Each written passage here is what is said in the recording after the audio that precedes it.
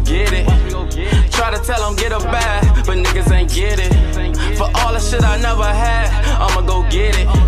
These niggas ain't with me, remember them days when I ain't have a penny. Remember them days in the slum we were robbing and clutching the semis. Yo, what's good, YouTube, man? It's your boy STL Vic. Welcome back to StonerLife TV, man. If you're a stoner, this the place to be, man. You know the money? Got a lean on coach this weed. Everything's on me, man. We back at it again with another. Going on, man. And next up, we got Brixton versus Peckham. Most infamous beef in London. Now look, bro. Yeah, I was on my head. Again, Peckham messed with Peckham. Nigga, I don't know the difference. That's why I watch the videos to find out, bro. But I ain't trying to hold y'all boys. Y'all know I fuck with y'all, man, the long way. You feel me? Shout out to all y'all boys, man. Appreciate y'all boys' support. Appreciate y'all for watching the videos, man. Appreciate y'all for putting me up on game. When I don't know something, y'all just let me know, bro. Let me know I'm wrong. You feel me? But anyways, thanks for the whole job, boy. If you're into the video, if y'all new to this channel, y'all make sure y'all leave a like on the video. Make sure y'all comment down below on videos y'all want me to next. Y'all make sure y'all please hit that subscribe button, bro. Get ready right into this video. We got Brixton versus Peckham. Most infamous beef in London. Let's see what the fuck going on, man.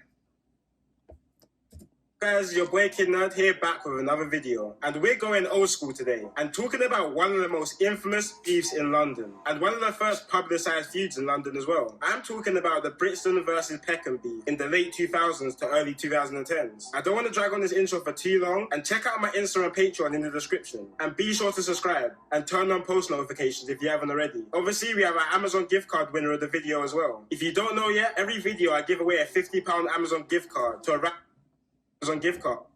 Give you a £50 Amazon gift card. So before the publicised drill feuds in South London, like Moscow versus Zone 2 and Harlem versus 410, there was a very deadly war going on between Peckham and Brixton, which was one of the first nationally publicised beefs in London, gaining a lot of news coverage, and came about in the early stages of YouTube, where we could see direct disses, kind of originating diss tracks how we know it today. So as I said before, the two areas in this feud was Brixton versus Peckham. So first we have Peckham, which is located in the borough of Southwark in South London, which infamously is the area where drill group Zone 2 are from. But before Zone 2, there was the Peckham Boys, which was a gang made up of 5 estates in Peckham, which were the North Peckham Estate, Gloucester Grove Estate, Willowbrook Estate, Camden Estate, and the Sumner Estate. And Okay. So Zone 2, Peckham. My bad, y'all. I messed it up. Peckham, nigga, it's Peckham, nigga. That shit sound just alike, nigga. Like, it literally sounds just alike, bro. Like, I don't get how y'all going. You feel me? Peckham Estate, Gloucester Grove Estate, Willowbrook Estate, Camden Estate, and the Sumner Estate. And these estates were very well known for how bad they were. They suffered massive unemployment and crime, and were very deprived. They pretty much were neglected by any law enforcement and government as well, and was even called Peckham, which was a hybrid between Vietnam and Peckham, comparing the area to the Vietnam War due to how much violence was there. Okay, so they kind of got it like from the Chirac shit. That's kind of what Chirac did, nigga. We all know that, though. Peckham Boys gang, there were different sets, like the Firehouse Crew and YBP, or Younger Peckham Boys. There were also a couple of Jamaican yardie gangs in Peckham, like the Sunrise Crew and the Spanglers as well. And on the other side of the feud, we have Brixton, which is about an 11-minute ride from Peckham, and is located in the borough of Lambeth. Brixton's main gang in this feud was called the Gas Gang, who was a gang from the Angel Town estate. And these guys were the most violent gang in the Brixton area, and were even responsible for 3/4 of violent incidents in Brixton in 2012. The Angel Town estate, where Gas Gang is from, probably has the richest history of gangs in London, with many different generational gangs being bred from this estate, like the PDC gang in the 2000s who dominated the estate. Nowadays it's the Get Back gang or 150 who take on the estate. But let's take it back a minute to 2008, where Peckham, who I first mentioned, was deepened a decades long with a gang called the Ghetto Boys, who was a gang from Lewisham in South London, which was a crazy war in itself, and I'll definitely do a video of that in the future. But in 2008, after decades of back and forth between the Peckham and Lewisham gangs, the younger generations in both gangs agreed to an alliance, which was fully solidified during the Notting Hill Carnival in August 2008, when 180 members from both gangs organised a link-up at the carnival. The link-up was actually intercepted by police, because the police thought the two gangs were linking up to fight each other. But as Peckham's relationship... Wow, that shit look crazy, though. That's crazy as fuck, though. Like, it's some real shit. But damn, look how the police lined up. Damn, that's crazy. Them boys deep as hell, nigga. Damn, they got 180 members. Hey, y'all boys be deep, man. That's deep, boy.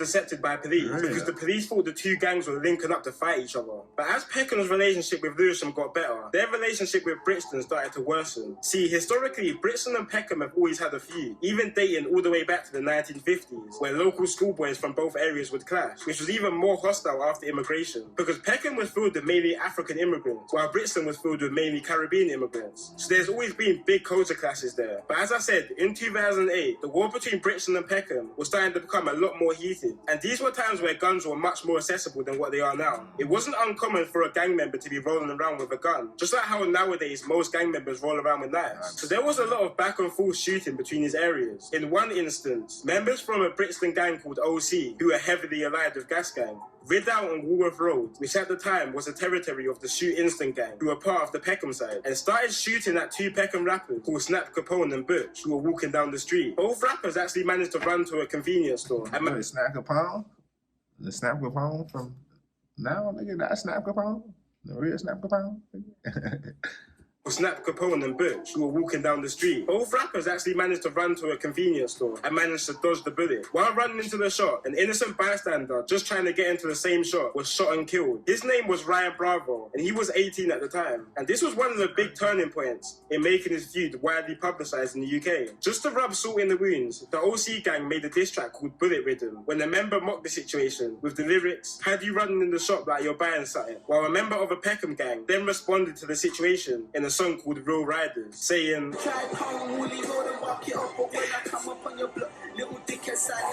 obviously referencing when Brixton members shot up Woolwich Road, which are some of the early examples of UK diss songs, referencing real moments that have happened on the streets, bringing more publicity to the feud. And the people who are up to date with London's street situation at the moment will probably be quite confused, because Woolwich Road actually beats Peckham now, but that's a whole nother story to get into another time. So yeah, after this Woolwich Road shooting, many diss tracks were going back and forth between the gangs, as well as shots. In the same year of 2008 in October, Brixton older members got the drop on a Peckham member's house called Terms and waited in the parked car outside his house. When Terms appeared outside his house, they shot him on his doorstep, leaving him to die. Terms was a member of the SN... Damn.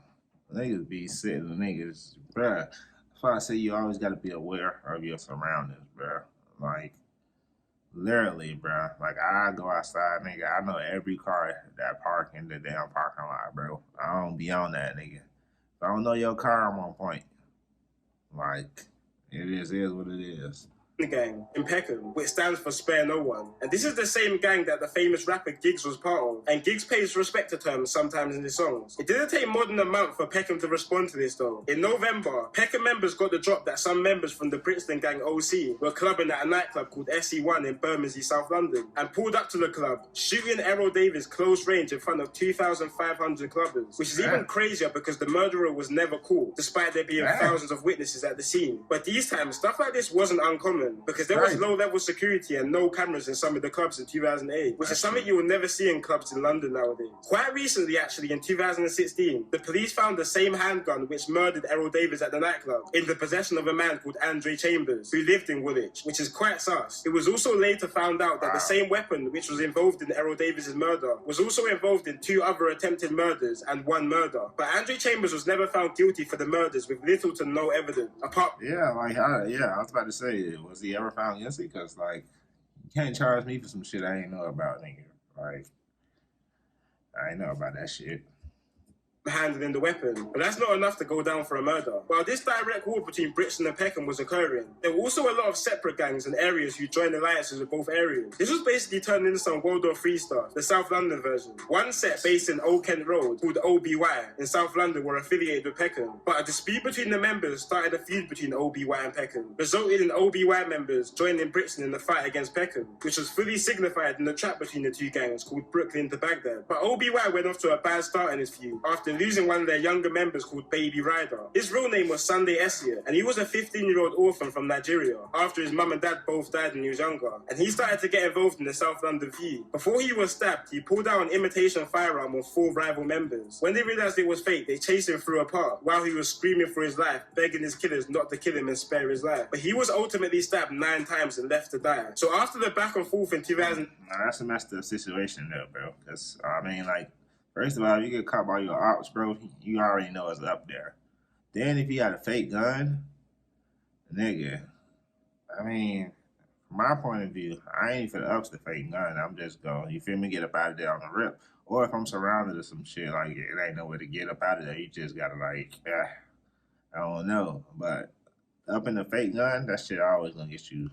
Brixton and Peckham was literally a no-go zone. And me personally, growing up as a kid around these times, despite me not actually living in the area and being too young to understand all this stuff, I just knew Brixton and Peckham was a place you do not go. Even the Member of Parliament of Peckham at the time, Harriet Harman, would wear a bulletproof vest and have security while she would walk through Peckham, further embracing the name Peckham. Then 2009 hit, and this was a big year for music from both sides, but especially from the Peckham side of things, when Giggs dropped a couple mixtapes and started putting some of his other members onto music, like Gunna D and Killer Kai. But Giggs was under a lot of pressure from the police at the time, who would cancel his shows, warn labels not to work with him, and even banned him from appearing in TV and radio, which is something we see a lot now with police taking down these drill music videos. Well, the reason why... Yeah, that's some shit I don't really fuck with about that. Like, come on now, they putting too much restriction on shit. Like, I mean, I understand it. Like, at the end of the day, the shit is, like, messed up about the shit that happens and shit. But, I mean, like, shit like this, like, you know, like with Giggs, like,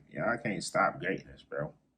Like, I just gotta let some shit just be. This was so under Giggs, because the streets were crazy at these times. And Giggs' Peckham gang, SN1, were making headlines early on in 2009, when they executed the ex-member in broad daylight on a busy street, because he fell out with the gang earlier on. This was a ticking point for police, because it was seeming to the public at this time that the gangs had took control and could do whatever they want, which was essentially true. So police started gathering CCTV footage or previous rideouts from both Peckham and Brixton gangs, in an attempt to take down some members. Police sent over this footage to Peckham members' lawyers as proof of their involvement in the feud, which a member then grabbed the footage off his lawyer and uploaded it to YouTube. The original video is no longer up, but a re-upload of it is still on YouTube today. And so is Peckham members riding out in Brixton in masses. And when looking at this footage, this is some propaganda-worthy stuff. Like, the captions on the videos are so funny, and all the footages just show how crazy these times really were. Like, gangs were just riding their ops with 30 guys on pedal bikes, loaded with guns and knives. There's no way you could get away with that stuff nowadays in London. 3 boys can't even walk to the shop in London without getting stopped by police, let alone that many people on bikes. Brixton gangs responded to this YouTube video in the music video called Your Liars, and the whole year of 2009 was literally just filled with violence and diss tracks, with some real classics like Errdayy from Peckham younger members. Around the same time of this release, a 13-year-old boy was stabbed 5 times in South London due to the feud between these areas, which hit national attention because 13 is hella young, and I think this rang into a lot of people's mind that this issue was very bad, because kids as young and even younger than 30 were now known to be involved in this. And on top of all this Brixton and Peckham beef, Peckham were having their own issues inside the area,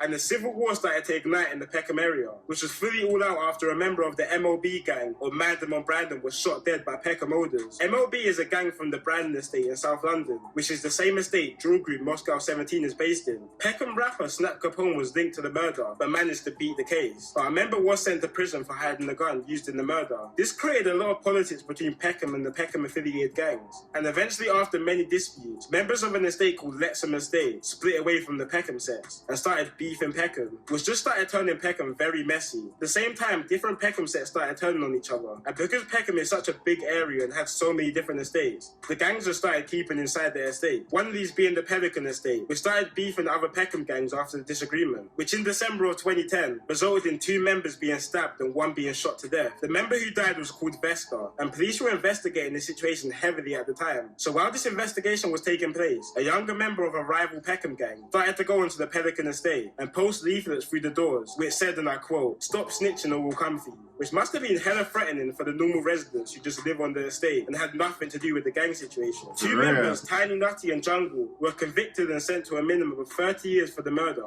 Just before Tiny Nutty got booked for the murder of Vesta, his older, who was called Nutty, was on remand in prison for a firearm charge. Around these times especially, it would be common for older members to have youngers, which would then take take on their name essentially, just like how Tiny Nutty took on Nutty's name. A 17-year-old from Peckham was also on the same charge as Nutty for the firearm, but just like how gang hierarchy works, other members were pressuring the 17-year-old to plead guilty to the firearm charge, which would then allow Nutty to be free. The 17-year-old refused though, which resulted in other members executing the 17-year-old, like luring him into a car and shooting him in the back of his head, and then burning the vehicle on the day of the court hearing. Damn. These niggas savage. So see that shit and wanna damn. What the fuck? That's crazy.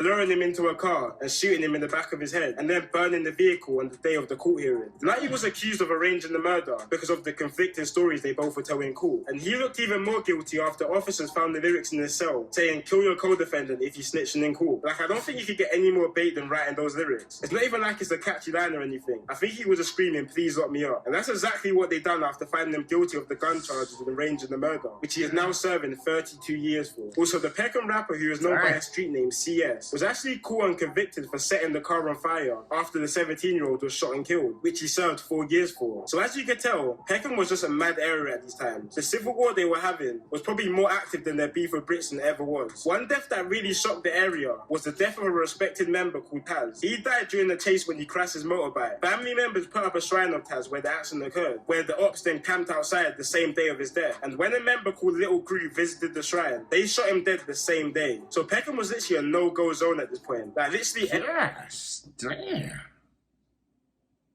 Them boys was on heads. Damn. Them boys was really lurking like, hey, listen, it's a no-go zone for real, bro. Like, lurking, bro. Them boys was lurking. The shrine. They shot him dead the same day. So Peckham was literally a no-go zone at this point. Like, literally everyone was just beefing each other. And while all this madness was happening in Peckham, Brixton were having their own separate issues over in their camp. Gas Gang was starting to get heavily involved in beefs with a lot of surrounding towns, like Brixton Hill and Toast Hill, which are blocks of the famous drill groups 6-7 and 8-6. One murder that really started changing the dynamic of this beef was the murder of Toast Hill member Little Zach. It was 2011 and 5 Gas Gang members rid out in a school located in Toast Hill, waiting for Little Zach to come home from school. The reason the members targeted Little Zach is because he was involved in the stabbing of a Gas Gang member 2 weeks before this incident. When he came out of the school, the Gas Gang members chased Little Zach and stabbed him to death. He was only 15 at the time, and this resulted in a few separate gangs starting to turn on Gas Gang, like ABM, who was a gang located in Stockwell. At this point, literally everyone was beefing everyone. South London was just a very, very dangerous place, and when some murders would be committed, police couldn't even point it towards any specific gangs, just because they could have been so many different clips. Like the murder of Azur Khan in 2011. He was attending the funeral of one of his Gas Gang friends when he was shot and killed at the burial, but no one has the faintest idea of who it could have been. It could have been one of the many gangs in Peckham, it could have been members from Toast Hill, Brixton Hill, ABM, or just anyone from the borough of Southwark. There's just too many possibilities. These murders amped up the fuse between Gas Gangs and other areas aside Peckham, and it was getting to the point where both Brixton and Peckham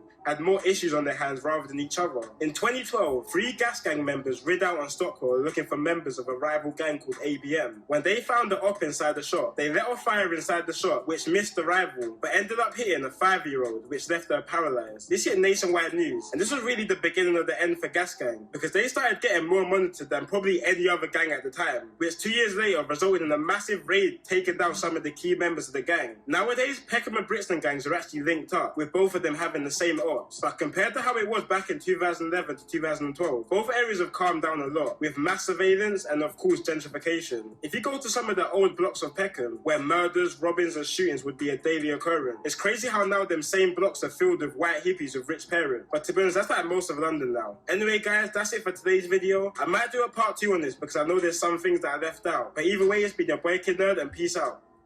Nah, that's crazy, bro. There's a lot of shit going on, bro. Like, damn, them boys are really out there lurking to kill people, bro, on some crazy shit. Like, damn. I gotta watch some more videos like this, man. Shout out to bro for putting this together. That's it for this video. Y'all make sure y'all leave a like on the video. Make sure y'all comment down below for my video y'all me out to next. Y'all make sure y'all please hit that subscribe button, bro. We out, man. StonerLife TV.